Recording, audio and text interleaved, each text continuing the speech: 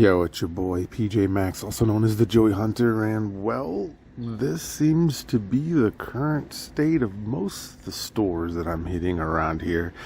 So maybe instead of doing a hunt video today, maybe I need to do some highlights from some of the best pieces in my collection and then help you figure out what you might want to collect, since there's so many things to collect with Hot Wheels, but you can't collect them all.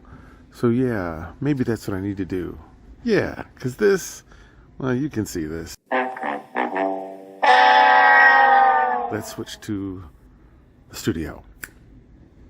All right, PJ Maxx, aka the Joy Hunter, now back in the studio. Since there was nothing on the pegs, let's look and see what's in my collection. Like, what kind of things do I have in my cases? So from pegs to cases, let's see what's cool. So you guys know I've been collecting Hot Wheels for a good while if you've been watching this channel, since 1975, I believe. And so one of my favorite castings of all time was this Vega Bomber casting, right? So this is very, very well beaten up, but it's a funny car. I loved funny cars. Now it's missing the roll cage back here where the driver actually sits, but I have it. This is the original one from my childhood, still here. So naturally what I did is I bought another to try to get one that looks a lot better. And I was able to come across one of these not too long ago. A friend of mine helped me out, helped me find a better version of this. And so here's what it's supposed to look like. See, so the roll cage is right back in there, the black roll cage. And so as you can see, yes, it was a red line. The red lines, they didn't stop making the red lines till somewhere in the middle of 77. So there are some 77 castings that have red lines and some don't. Now this represents the other color that it came in. So you know how Hot Wheels does multiple color waves? Well, the next color wave for this was going to be this green one. So I had to have it as well. You can see the roll cage very much in here as well. And look at that, the craft work here on the engine, and then the fire extinguishers. So from there, I had to get into, because I love drag racing, which is why I like that Drag Strip Demons, which is now the new part of the car culture, is, again, take a look at this. This is the snake of the whole rivalry between Snake and Mongoose, Don Snake Perdome. He started out with this Plymouth Arrow-built funny car, right? And this is where they went away from the plastic roll cage, since you could lose them so easily, and they just went to a metal one, which makes the more sense anyway. And then, of course, a much bigger engine. But there he is, Army, the snake for Don Snake Perdome. And so, of course, I have more than one, because when you see something you like, you usually buy more than one. And then, of course, his nemesis right here, Tom Mongoose McEwen. And this is the Corvette body funny car that he did this with. But this is fantastic as well. And as you can see, basically the same chassis as the other one. The difference here is that Tom Mongoose McEwen now has this Vet funny car. Fantastic. Love it all the way. I think that's great. Now, another version of Don Snake Perdome was to go to this Pepsi Challenger. Remember when they had the Pepsi Challenge, and then Coke got afraid and then made a new Coke, and people hated the new Coke, so they went back and brought back classic Coke? Well, here, did you ever know that Hot Wheels kind of chronicled that in their Hot Wheels? So here's Don Snake Perdome's funny car, the Pepsi Challenger. All right. And that's where he went next with that whole thing. Now, with the funny cars, they also did this when they were doing superheroes. So just like they're doing superheroes today, they did them back then in the castings. And so here's the Human Torch from the Fantastic Four. As you can see, this is basically the other Plymouth Arrow, the funny car shape. They just made it more superhero-y, if I can say it that way. And so the Human Torch got a car back then. I don't know if the Human Torch has a car now, but he did back then. So also on that drag strip, what you would find are these dragsters. And I absolutely love this one. And this one was called Inferno. Later on, I think it was called Hot One or something like that, or Cool One. But this was the first. And so, of course, if I'm going to have the funny car, I got to have the dragster. Let's see if I can get that to... Okay, it's asking too much for that to come in. So I had to get this. So again, this was from my childhood. I was able to keep some of these. Pretty nice. So you have the Monte Carlo Stalker, and this is the Gran Torino. This came in a set called the Thundershift 500. And I remember just wearing that thing out, just playing with it. But here they are, still from that set that I had back in the late 70s. So still got them, still rocking them.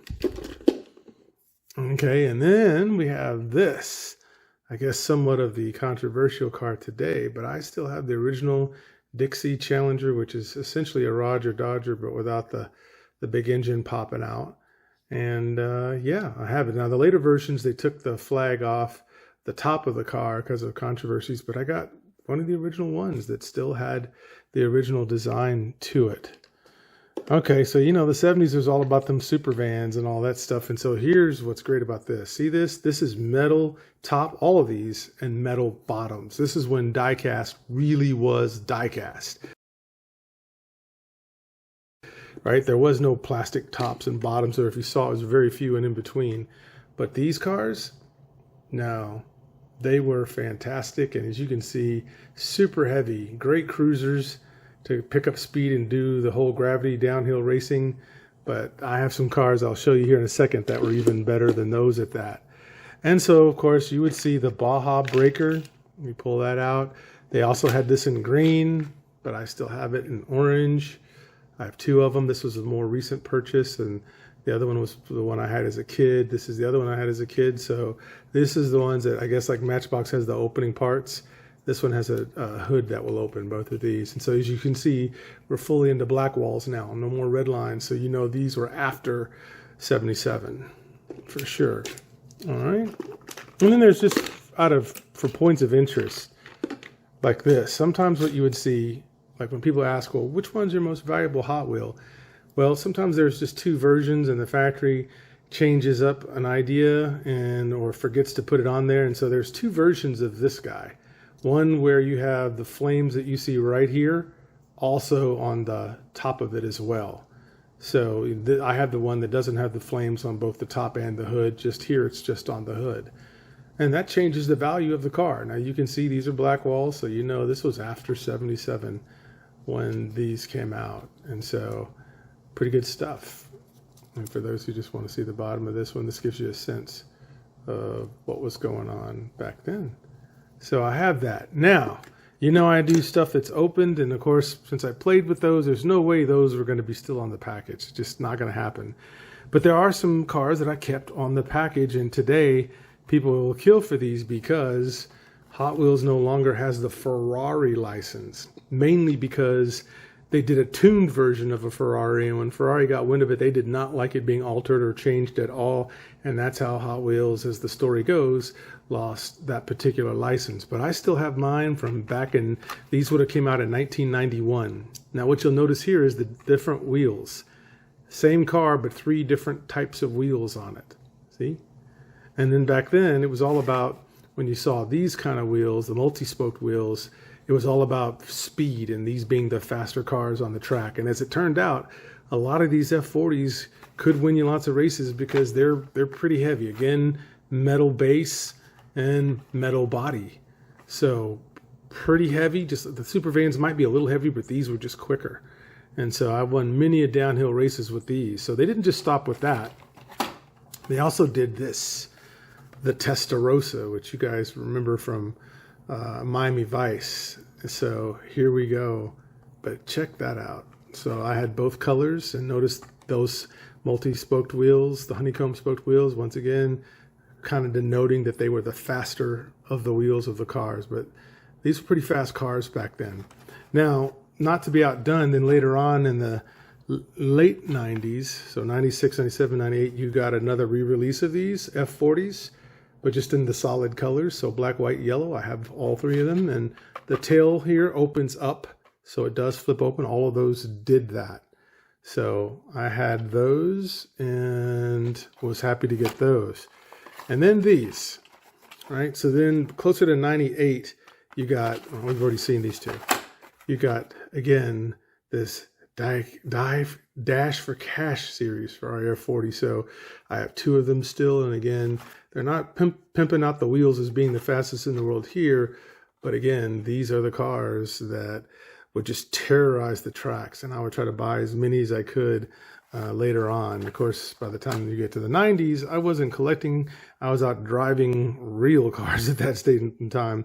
But I didn't get rid of my collection. I wanted to hold on to it because, well, I knew it'd be fun to talk about later on a YouTube video because I knew this was coming, right? I invented the internet. I knew this was coming. Yeah.